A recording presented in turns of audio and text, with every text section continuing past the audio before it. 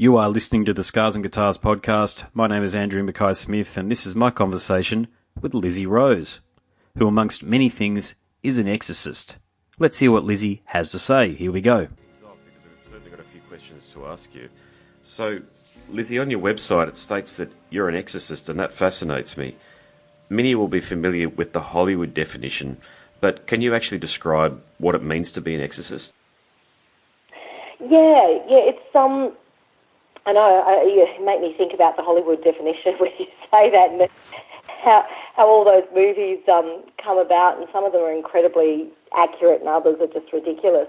But look, to me, I want to redefine the word exorcist as well, or exorcism, because if we look through, what it represents and in dictionaries and so forth, or Wikipedia and all this, it always relates to demons. And yes, there's that side of it, but to me, to exorcise is to remove something that is negative, that shouldn't be there, that is causing that person or that place grievance in some form. So, as an exorcist here, I work with so many different levels of removing those entities or those energies, everything from as simple as regular trauma that somebody has, or emotional upset, or headaches, or back pain, or if it's not from a typical injury, if it's unexplained, if medical, we've exhausted all avenues and people will come to see me. So it can be as simple, in a sense, not for the person, but as simple for me as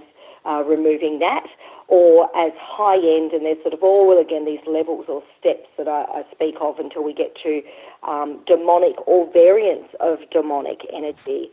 Yeah, so it's a big...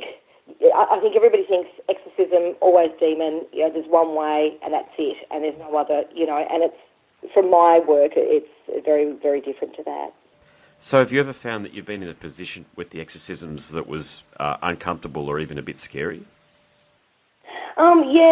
Definitely when I was younger, and I've seen things when I was 16 and 17, there were definitely points in my life that was, and I guess I'm a bit of a skeptic too, because I'll see things that are unexplainable, but I know that I've seen them, because I'm witnessing them myself, but I'll still sort of be like, well, where did that come from? And I think it's that the human mind, that it just at times does not want to believe that there is something so dark and there's another presence as such in this life that really does exist, that can do some horrible things or some really dangerous and tricky things that are just unbelievable. So, I have, over the course of this career, seen lots of different things, and I'd say probably the most scariest would be anything to do with psych hospitals, criminally insane institutions, particularly left dormant. The older, the better for activity.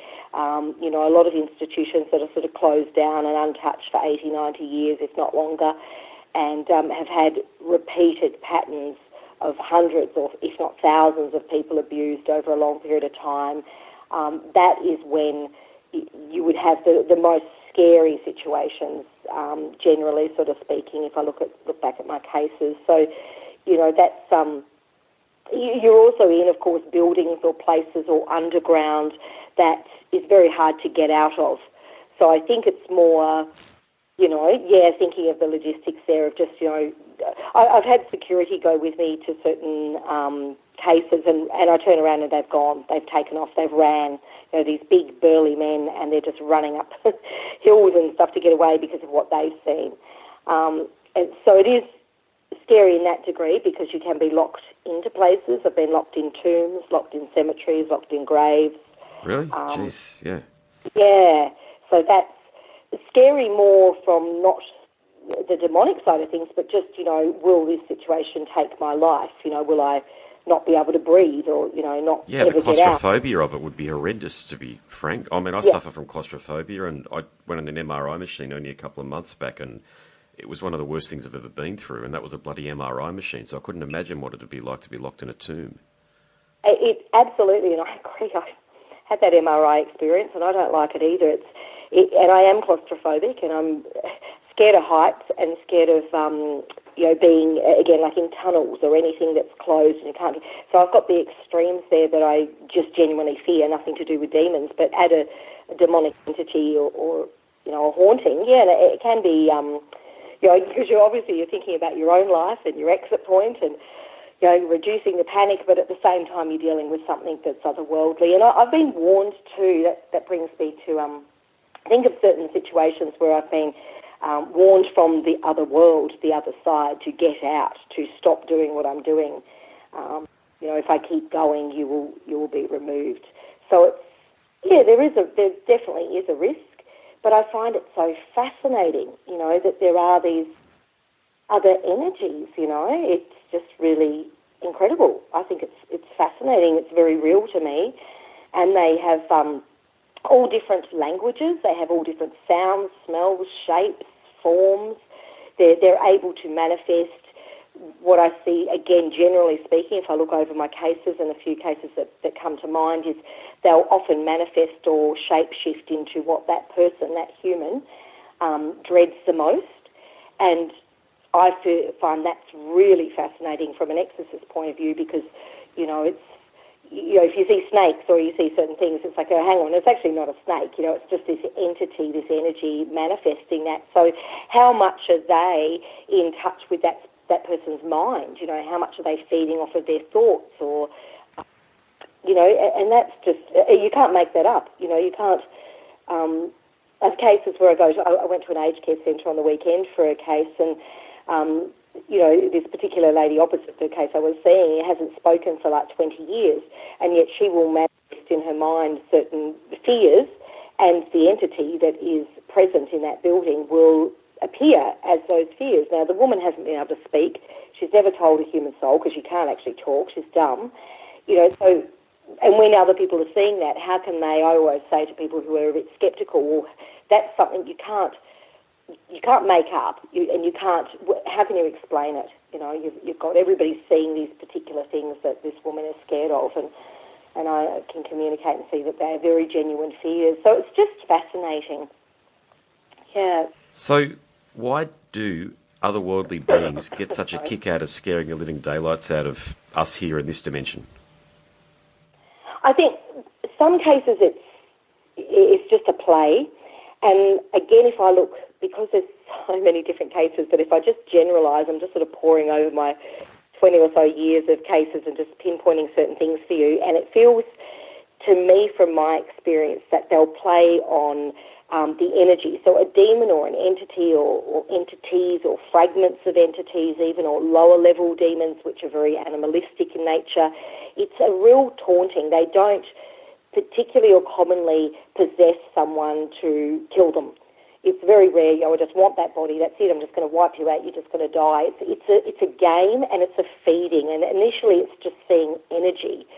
So there is that play, I think, in that energy when, not with all situations, but ones that are really cheeky and really, really dangerous and really mental. They sort of work on a mental level.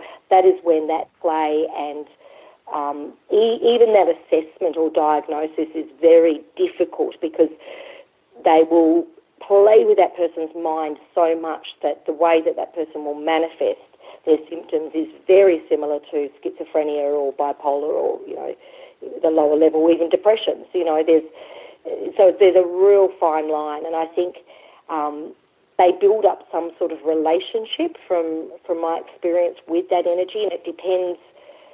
Again, not in all cases, but in some, there's a real bonding, a real clicking, and it's as if one feeds the other, and that's very hard to extract, because the energy, and again, a demon or demonic presence just sees energy. So it doesn't actually, if you're working, sometimes I have to work through the eyes of the source. So just like when I work on crime scenes, to find the location of a dead body or the criminal that has, the perpetrator who's killed or maimed this person, I have to go into channel, become part of their spirit or soul or center space, which is in the solar plexus, the sternum bone, the center of the rib cage, look through the eyes of that person or energy and see outwardly what they've done. So you become the killer as such for a period of time to get the information.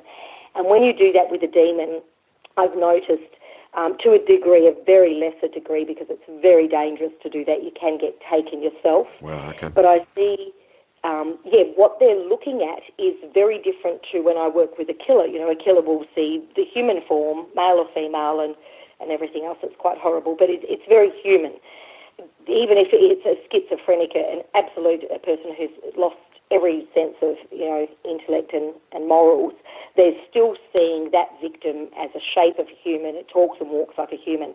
The demon doesn't. It sees just colours, and it's like looking at a plasma electric type light, if you like, that goes in all different directions with all different colours and all different rays and threads, and they just see that energy. So they play on that energy, and they're in that body, they're in that host to gain that energy. So to me, there's that play of breaking that energy down to rebuild it, because it's like getting a bit of a turbo boost, a bit of a recharge.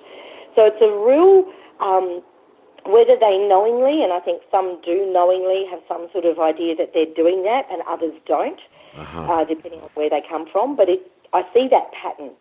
You know, it's a breaking down, and it's so if you're human, to make sense that has been quite, if that human is possessed and you're that demon, and for 10 days they've been quite quiet, you know, in bed, sleeping, or just not doing much, not eating much, not ambulating, they haven't got much energy, you'll find the demonic presence will build up an energy to sort of, you know, wake them up and alert them to, right, show me your energy, you know, give me a bit of a boost here, whereas there's no point, I can't feed off of you, I can't maintain my own life.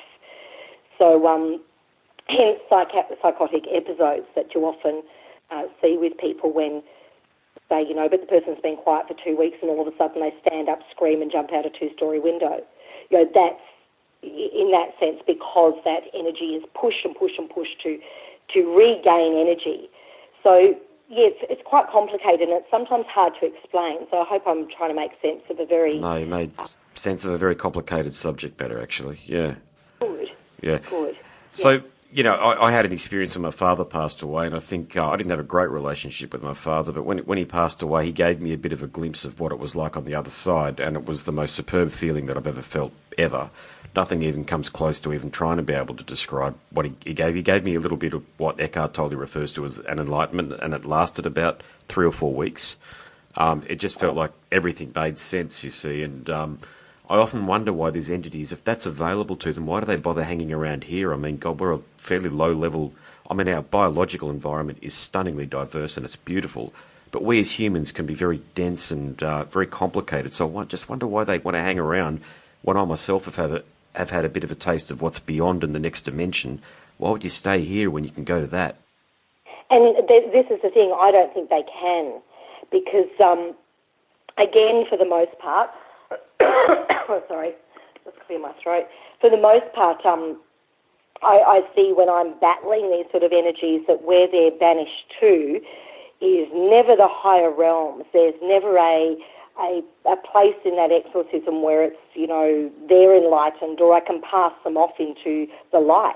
So, and a lot of people have that, you know, that expression that, oh, you'll just go off to the light and it's all sunshine and fluffy bunnies and, you know, you can cast them to heaven or whatever you believe heaven to be. And with demons, it doesn't, they just do not go to a nice place, and I don't think they're in a nice place to begin with, and they're sort of bound. There's all these dimensions, levels, other galaxies, other terrain that I see at times. Yeah, definitely. But it always feels, you know, dark and heavy and unorganised and stuck. So there is a feeling of those presents certainly being stuck, and also to possess someone from looking again through their eyes or their energy outwardly, because they don't all have eyes, but you know, in saying it like that, it takes a whole pile of energy. And this is, I talk about this with a lot of journalists with hauntings, you know, when people walk into a haunted property and they do all their experiments and their research and they bang around with historians, and it's very fascinating, and they've got a genuine site, and they call up this energy, and then you hear, you know, knock 3 times if you're here, and, you know, somebody appears, and then everybody packs up and goes away. It takes so much energy just for a gentle spirit who's left their body and stuck in a place to actually make that contact, to, you know, when pictures move, when chairs move, when doors slam of their own accord, music turns on and off just in a haunting. It is a massive amount of energy that presence has had to build up to make that happen. And when you're talking demonic, it's the other extreme. It takes so they could wait 1,000 years in our time, hundreds of years, so much more, just to actually manifest enough to possess to the level of a full demonic possession. So they're certainly not coming from a place that's free range, if you like. I notice that there's no mixing, you know what I mean? Wherever they've come from, it seems to be where I send them back. It's not, whereas if you work with angels or nature spirits or, that sort of, they can go up, they can go down, they can go to different places, but it's not the sense for the demonic energy. It definitely is, they don't have that option to go somewhere better, like you're saying with your beautiful story, which is so lovely that you experienced. I was totally captive to it as well. It was just so wonderful from the perspective that it wasn't a conscious thing. It wasn't something that I was selecting. It was something that was happening to me. I'm just sad that it didn't last longer. Like what I totally I've always had a deep spiritual connection with the cosmos, but when it happened to me, I just wanted it to keep going, but then it bloody wore off. I don't know how else to describe it. And then I took about a month off after my father passed away just to process everything and all the rest of it. And as soon as I went back into work, it disappeared. And I was like, oh my God, I wanted to bring this thing with me and try to enlighten people as well, And and I have these wonderful vivid dreams, and I can fairly easily get into, I wouldn't call it a trance space, but I do tarot card readings. And I get these wonderful mental images, and so I just assume that it must be like that for everybody. But from what you're saying, it's quite an interesting thought, really, isn't it? It's quite interesting to understand, okay, that some of these demonic entities, they don't have the ability to pass on to the higher light or to another dimension. They're stuck. How do they get stuck? Exactly. And I see some that have been human, over and over and over, and they've been here and repeated their lessons for thousands of years as a human being on this earth plane or other planes, and they've been a different, not human, but certainly not demonic and not enlightened, and they get to a point where they're just not learning. They've turned sour. They've a lot of, again, criminally insane, extreme murderers, serial killers, pedophilia, a lot of the real dark humans that have manifested that energy over and over and over in many lifetimes and just have not learnt any better. They tend to, I've noticed some of those then become a demonic source or minor sort of demonic source, as in they just manifest to that they've lost all human understanding or memory. And that does seem to be apparent, so they're not passed on for whatever reason, they don't get it. And then other energies, again, that have not at all been human, and they're just, I know that, just to explain it, that when I go through the deep trance channeling, like speaking mediumship, if you talk about when you're channeling, say even your father as an example, if we were sitting here doing a mediumship trance channeling to communicate to him and he was still available for us to communicate to, I know even as a deep medium, there's so many dimensions and levels. I'll go up to 11, 12, 13. There's all these layers. And I know there's thousands above that I don't see. So if I'm not seeing it, there's so much more that that is just out of our reach at this level. And even when you can channel really deeply and leave your body, to a degree for a few hours or even a day, I come back and I think, gee, I've just touched the surface, So there is so much more, and I know that when you're channeling a human that is, just a good guy, bad guy, happy girl, whatever, but they had their ups and downs, but they're human, they're not demonic, they haven't been a horrible person, that they go up. There's definitely an ascension, not a descension, and there's a level of where they're just gone, or there's a level where they sort of sit energetically in spirit where you can draw them down to communicate, which is so beautiful. But on the other end, when it's demonic, there is no up. It's either out or down, and there's no end game, So, and these other dimensions, there's lots of battles. I know that we have seen lots of battles with different energies, different rulers, kings, queens, whatever you want to call them, from different worlds that aren't human, and there is a casting out. So, I'm not religious or biblical in any way, but I did study it when I was young, and there is a lot of similarities here for, angels being cast out of heaven, and, sent down to the earth plane and beneath the earth plane to the core that will not be able to ascend until they clean up themselves, and clean up their act. And that seems to have a bit of a common thread that I do see, not so much the angelic, but the energy that is definitely unable and I think very frustrated and very aware, because even just energy that is like a black ink blob in water that's just a massive yuck still has that understanding. You feel it when you work with it. It's like it wants to, it's resisting, and it's sort of like a spoilt child that's trying to, rebel against you, but it's because it can't get back to where it felt enlightened, where it felt acknowledged. So there is a real separation. So something above us and something else in other worlds does control, judge, and demonize, if you like, which is an interesting word, but, those entities and energies. And that is a very real thing. And I think that's incredibly fascinating. And why will some evolve, stronger? Why are some the way that some appear as like a jinn, or if you work with something that's in its full form, and it will say its name, and it will make a full apparition of what it is. Why has that demonic presence become so much more than the lesser entities and energies? Is it just like the human race in a sense of, there's a hierarchy? Do they evolve as well, but in a darker place? It's fascinating. Sounds like you're almost offering them mentorship, or I don't know how else to describe it, but you've almost got a gift where you can say to these entities, hang on a sec, it doesn't have to be this way, there is another way to be.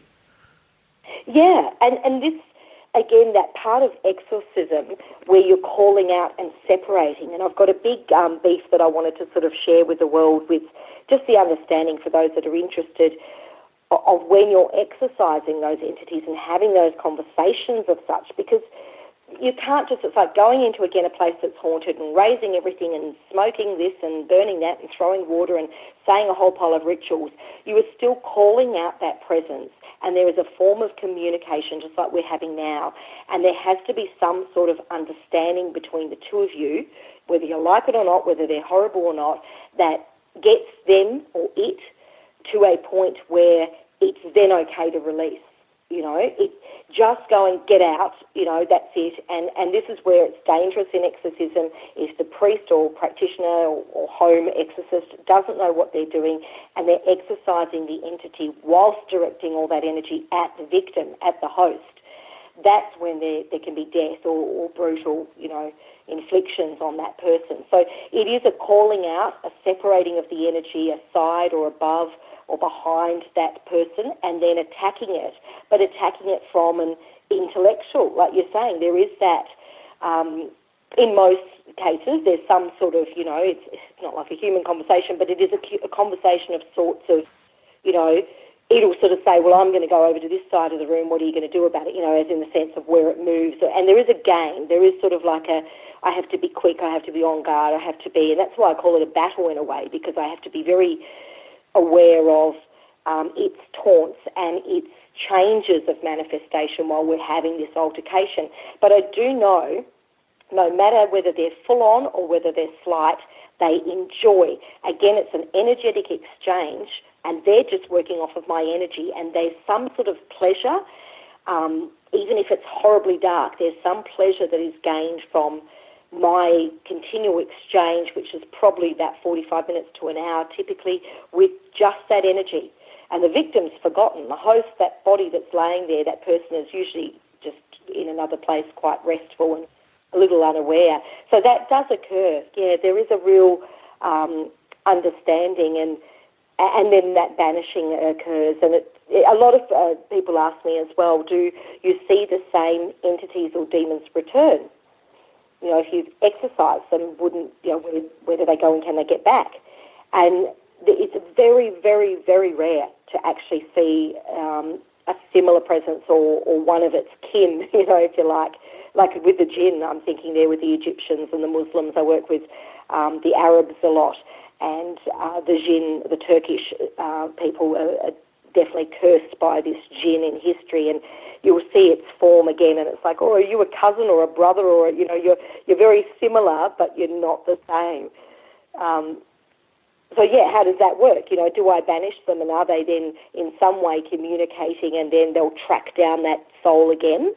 I believe if the exorcism and the warding and the protection and everything you do, there's so much that goes into it for that person after the exorcism, is paramount to protecting them from having that happen to them again. So it can be stopped for life, but it's again very interesting, isn't it? Oh, it's fascinating stuff. Gosh, I could honestly, I could talk about this for hours. So have I got time for one more question? Sure, yeah. What role do drugs and alcohol play in attracting this type of energy? And again, it's a great question, and I was going to end with that when I just thought of what I was saying there about energies coming back, that, you can ward and protect and exercise and just completely eliminate that disease and that entity of possession, and then most people, of course, will not go out and look for that to happen again. If they've got their wits about them, that's the last thing they ever want anything to do with. But every now and then you will have someone who, yes, is an alcoholic or is, particularly this ice addiction. There is It's insidious, isn't it? It's just so sad and so horrible, and I'm starting to sort of see, I've written a few programs here, which is basically a ritual to remove the program or desire to desire ice. And I've tried it on about 17 kids now, as in teenagers, 13 to about 21, and all of them no longer want ice. They have no desire. But I've also seen the other side where there's a couple of these people, and oh my God, what's that football player who's in a lot of trouble all the time? Ben Cousins. Yeah, that's it. He has now an entity that has been produced or retracted or somehow manifest out of an addiction, a drug addiction, that is now attached to him. And it will grow and fester if he doesn't deal with it. So I'm finding that interesting, that yes, drugs and alcohol does play a part, as do Ouija boards, seances, people calling up the devil. Lots of schoolgirls will sit there and... Really? They play with that? Jesus, yeah. Yeah, it's a joke, They'll say, come on, come over, kids, 15-year-olds. And I see a lot of it, particularly the Catholics for some reason, and get called out, and somebody's up in the attic and, and they're having a bit of a joke and a bit of a slumber party, and they, come on, devil, enter me, be with me, let's have some fun. And it's just all over alcohol and a bit of a laugh. And, of course, somebody gets, not always, but can get affected, and their whole life changes. So, it really is a doorway. And I find, again, the darker the world that the human works in or plays with, and the lighter. So, again, this is, again, an interesting extreme, that a nun or a monk or someone on the other end of the scale who is extremely peaceful and enlightened, you would think, well, nothing would want to touch them. But I see the extreme again in energy. A demon will find where there is a massive amount of dark energy in a human that is just, they can feed off of. They can feed off of that problem, that growth of darkness, or the opposite end. Someone who is, excuse me, again, they're sort of sparkling like, they've got all that gold and that white and that, they're led to the colours, to the energy, to the vibration. They're not led, because it's a nun or because it's a kid or a footballer that's got a habit, Yeah, you're so right there. It's a vibration of the individual, isn't it, of the person that they're attracted to. Yeah, exactly. Yeah. So that's why... Yeah. Sorry, yeah? Oh, it's not about what they do, not what their profession is, not about what family they come from. It's their individual vibration as a personality, isn't it? Exactly. And that's why I think just generalising that corporate world, if I just look at the corporate world, the sort of 9 to 5, as I call it, but, it's probably a bit different these days. People work longer. But that whole, middle class to upper class, it just is very much, where you were with the Telstra, all those sort of people that are just plugging away in the system, doing their job. They don't look for those extremes. They're not extremely up there with the enlightened. They're not going up to caves for 40 days and fasting and reaching, sort of a beautiful pranic state. And they're not, messing with the hard drugs. And people in that world, you'll hear them go, I don't believe in it, because it is very, very rare that a demon or entity, what's it going to get off of someone like that? They're just going through the motions of life. There's no buzz. So it's, it can happen, but it's extremely rare in that sort of pocket of society or class. And I find that fascinating, absolutely fascinating, that's the case. Yeah, it is. It makes sense that if you lead a normal life, why would an entity be attracted to you? You know what I mean? If you got, your two, like I do, your two kids, and you go to work and you lead a, you might have a few bevies on the weekend or what have you. There's not really a lot of excitement for some of these entities that you're talking about to be attracted to it, is there? That's right. Exactly. There's no sort of reason. And if anything, they would get bored with your energy. There's nothing, wrong with your energy, but from their point of view, it's not. They look for extremes. So, and this is why I maintain that quest when I'm teaching students about balance, the balance of be light and fairy and have fun and explore, but also we're human, we're spiritual beings, but we're in human form, and have the balance of life and work. And, if you keep and try to maintain your balance and keep your wits in both worlds, you'll unlikely be affected by something as horrible as a demon. I feel like we only just got started, to be honest, but I better let you go. It's been fascinating. There's a lot of insight. I know I'm going to listen back to this discussion a lot, because I know that there's been a lot of things that you've mentioned and you've communicated. And I want to thank you so much for being so open. My name is Andrew Mackay-Smith, and that was my conversation with Exorcist Lizzy Rose for the Scars and Guitars podcast. Thank you so much for listening.